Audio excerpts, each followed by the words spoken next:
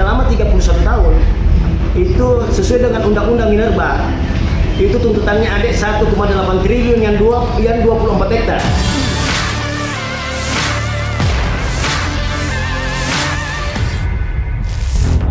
Cerita berikut adalah perjuangan panjang rumpun keluarga melawan perusahaan tambang emas berdeposit 1,45 juta ons emas di kaki timur Gunung Latimojong, Luwu, Sulawesi Selatan.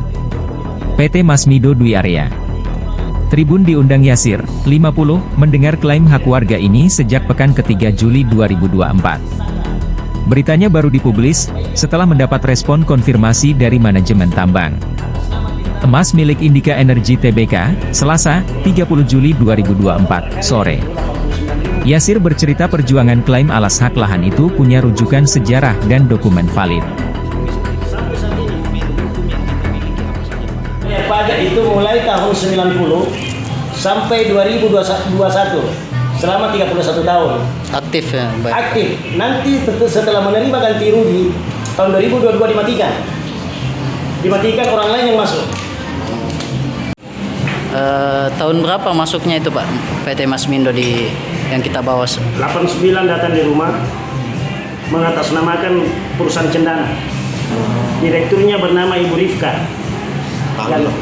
Dan saya lah orangnya yang mengantar setiap masuk ke lokasi.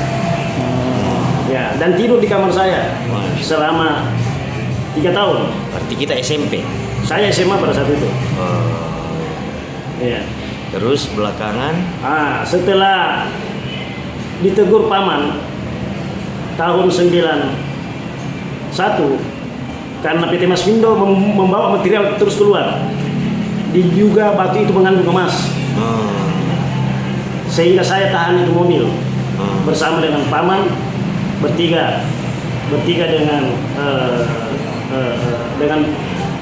saudaranya orang tua. Setelah itu paman dipanggil bupati menghadap. Saman itu siapa bupati? Pemda Jampu, Muhammad Dahlan Jampu. Pangkatnya kolonel. Terus Yang saya ingat bahasanya Pemda Jampu ketika saya menghadap dengan paman saya. Pak Bupati mengatakan, adingku, itu bahasa daerah, bahasa Palopo, adingku, berhentilah tegur itu PT Masmindo. Saya ini mampus kalau kamu tegur. Saya ini dititip oleh Soeharto di sini jadi bupati. Jadi perjuangan ini sudah hampir 30 tahun lebih Pak ya. Jadi paman saya pada saat itu ditanya, berhentilah kamu camat di situ. Turun. Jabatan apa yang kamu mau ambil di Luwu? Jabatan apa? Yang penting jangan kursi saya. Itu saya bertiga di dalam ruangan bupati pada saat itu di rumah di Rujak. Palopo masih Palopo saat Iya, itu. di Palopo. Dikatakan bahwa berhenti menegur perusahaan itu karena itu perusahaan orang besar, perusahaan Cendana. Ya, akhirnya paman tidak menggubris, artinya berhenti untuk menegur. Akhirnya perusahaan itu juga pindah di rumah, berkantor, pindah ke daerah kabupaten kecamatan Pondrang. Rumah saat itu di kampung mana Pak? Apa namanya? Kan rumah kami tempat di PT Masmindo adalah di Jalan Durian nomor 81 Kota Palopo.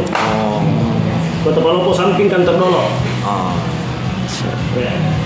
Jadi PT Masmindo ini sebenarnya tahu persis bahwa siapa pemilik lahan. Tahu persis pemilik lahan karena setelah pindah berkantor di rumah, dia masih tetap datang terus di rumah sampai kontrak karyanya keluar. PT Masmindo. Kontrak karya PT Masmindo itu 19 Januari 98. Kita hafal. Dan itu saya meyakini bahwa yang memberikan izin untuk eksplorasi adalah orang tua. Kalau ada tanda tangan dalam kontrak karya, saya meyakini adalah orang tua kami. Siapa namanya Pak? Namanya Detrandes Muhammad Nasir Abadi. tahun berapa itu Pak? Tahun 98, 19 Januari 98. Oh sudah reformasi Pak? Iya. Belum Pak, belum lengser Soeharto. Oh 89. Iya, 89. Iya. 98 Pak, masih Presiden Soeharto. Masih dia Soeharto. 98. Terus Jadi setelah itu orang tua dijanji terus ada bukti untuk menerima ganti rugi tahun 97. Ada dokumen pembuktian. Inilah dokumen pembuktian untuk menerima ganti rugi, surat kuasa.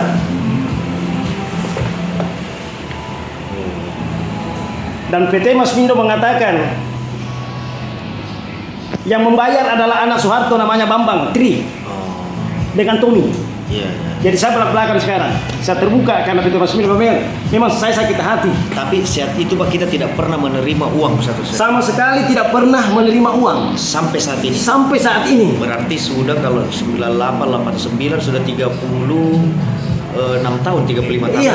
35 tahun Iya, dia eksplorasi saja. berapa hektar itu Pak? Itu kontrak karyanya PT Masmindo itu seluas 98 itu 89.650 hektar. Diperkecil karena ada aturan. Iya. Diperkecil nomor kontrak karya PT Masmindo itu B53 garing pres garing 1 garing saya masih berproses di Jakarta, Pak. Sampai saat ini. Sampai saat ini. Dokumen hukum yang kita miliki apa saja Pak? Yang Dokumen yang adalah SKT yang dikeluarkan oleh Provinsi 60 itu masih banyak tanah-tanah yang lain yang tidak masuk dalam kontrak karya.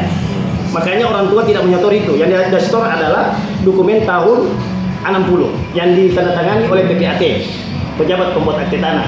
Karena pada saat itu belum ada notaris di daerah-daerah seperti di Pak sana. Abe, tuntutan sekarang apa Pak dari pihak leluhur keluarga ini? Apa yang kita minta sekarang dari pihak Masmindo? Semoga PT Masmindo membayar tanah kami. Berapa anunya itu Pak? Kalau taksiran uang sekarang berapa besar, berapa banyak itu Pak? Sudah ada belum ditaksir, kita belum bikin taksiran. Itu sudah ada permintaan adik masuk di Mabes Polri. Itu yang dokumen yang ada pajaknya, yang kami pajak mulai tahun 90 sampai tahun 2021. Iya. Selama 31 tahun itu sesuai dengan Undang-Undang Minerba. Itu tuntutannya adik 1,8 triliun yang 24 hektar. Dan 5% royalti adatnya. Oh. Itu yang masuk di Mabes Polri. Itu di kecamatan mana itu tanah Pak sekarang? Tanah ini berada awalnya di Kecamatan Bastem Iya. pada tahun kontrak karya. Iya. Tetapi dimekarkan Bastem sekarang jadi Kecamatan Latimojong, ada 2 desa. Oh. Desa Boneposi dengan Desa Rantebala. 2 desa Pak di? Iya. Kalau terkait awalnya sejak kan tadi sudah puluhan tahun ini kita tuntut tanah tak toh. Terus apakah ada dari pihak Masmindo sendiri untuk ketemu atau membicarakan? PT Masmindo setelah gagal bayar, alasan kalau gagal bayar tahun 97 itu memang masuk akal karena krisis moneter pada saat itu. Iya. Sehingga tidak membayar. Tapi semestinya perusahaan tidak bisa mengeluarkan kontrak karya kalau pemerintah tidak bisa mengeluarkan kontrak karya kalau tidak membayar lahan. Ya, tetapi tetap keluar kontrak karyanya. Makanya orang tua itu setiap awal tahun dan akhir tahun dijanji terus PT Masmindo. Yang menjanji itu adalah Direktur PT Masmindo namanya Boyke Abidin Purbaya. Itu yang menjanji terus. Sabar om. Itu dijanji terus. Sampai sekarang itu. Sampai orang tua meninggal. Kapan meninggal Pak? Meninggal itu tahun 2008. Oh. Ya, jadi kami ini tidak tinggal di lokasi karena kami pergi sekolah semua. Iya. Ya, kami sudah pindah juga, sudah hijrah di Kota Palopo dan paman kami ada yang tinggal di Jakarta, ada tinggal di Kendari, ada tinggal di Makassar, ada tinggal di Kalimantan. Jadi ini tanah leluhur dari rumpun keluarga Pak? Iya. Ada banyak yang punya, bukan satu orang Pak ya? Iya. Kawan kami adalah apa namanya pemangku adat. Oh, pemangku adat. Apa Pak Basten? Itu pemangku Madika Pangi. Oh Pak. Ya, Madika Pangi kakek. Nah, di sana itu wilayah itu adalah masuk wilayah Parengge. Parengge itu dibawa anak dari turunan dari Madika Pangi adalah Parengge. Semua Parengge yang ada di Rantebala yang daerah ini adalah turunan dari Parengge. Itu turunan Madika Pangi. Turunan dari Joan Leronting. Siap. Itu.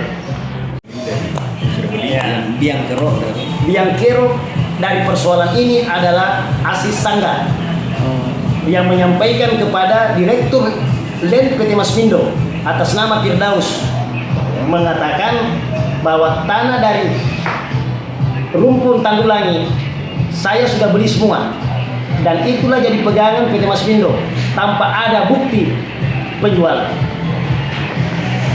Ya, iya Pak. Saya dipanggil ke Jakarta untuk diperiksa, diambil keterangan di KSP. Di rumah di Palopo, di Jenderal Sudirman, di Jalan Jenderal Sudirman, ada berapa teman di situ. Ada Pak Polisi namanya Pak Sukirman, ada Jamal LSN, ada Pak Jakdis, Pak Pendeta, ada istri saya, banyak teman-teman di situ. Saya bilang, oh ini tidak lama terjadi musibah saudara. Tiba-tiba nasabnya ini nasab turunan kami. Awal mulanya manusia datang di tanah luhur, itu goyang. Kebetulan nasab itu saya pegang, berbentuk kain. Goyang itu nasab. Akhirnya saya tanya teman-teman itu, saya bilang akan ada banjir dekat-dekat ini, karena ada firasat datangi saya, nasab itu goyang. Saya bilang hati-hati saja saudara, saya mau ke Jakarta untuk diperiksa di KSP. Tahun berapa itu Pak? Bulan baru ini, sebelum 1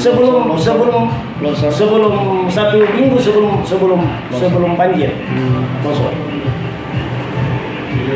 Setelah tiba saya di KSP, saya diperiksa, saya diundang oleh salah satu staf KSP di Putih 5 namanya Pak Ferry. Ya, tidak ada masalah, bukan tidak ada masalah. Pak Ferry, saya tanya dia, Pak Ferry, kapan keluar? Katanya mau keluar. Dia bilang iya, mau keluar. Cepat balik saudara ya, Pak. Akan terjadi sesuatu mungkin di luar nalar. Karena ada sesuatu yang datang di firasat saya, karena nasab itu saya pegang, tiba-tiba goyang. Ya. Nah, sehingga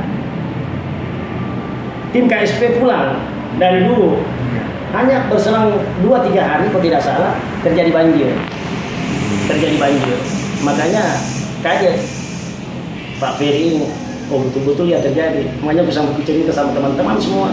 Sehingga Pak Sukirman LSN itu mengatakan, jangan masih lakukan itu bos. Saya bilang, bukan keinginan saya. Download Tribun X sekarang, menghadirkan lokal menjadi Indonesia.